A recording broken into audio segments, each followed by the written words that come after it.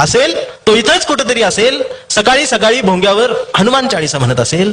हनुमान चाळीसा म्हणता म्हणता तो कट्टर हिंदू झाला असेल.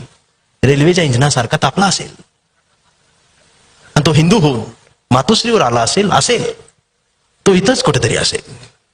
मातोश्रीवरचा धनुष्यबाण घेऊन खेळत असेल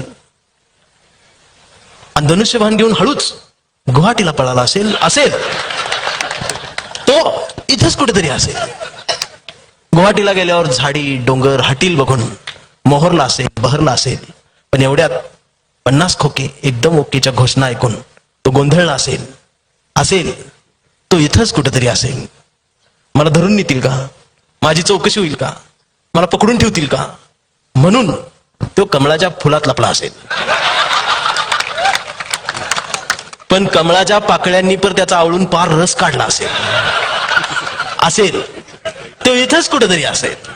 आणि सगळा रस निघून गेल्यावर तो बाहेर पडला असेल आणि त्याला अचानक भारत दिसला असेल आणि मग त्याची दाढी वाढली असेल आणि मग तो भारत जोडोच्या यात्रेत गेला असेल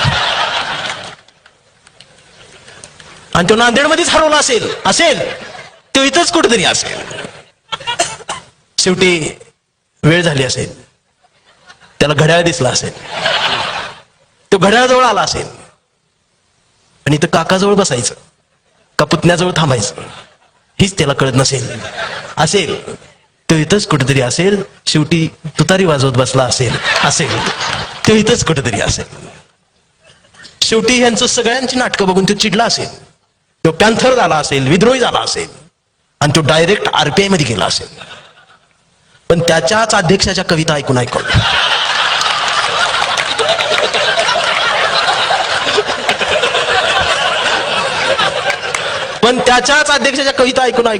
तो गंजला असेल ते इथंच कुठेतरी असेल.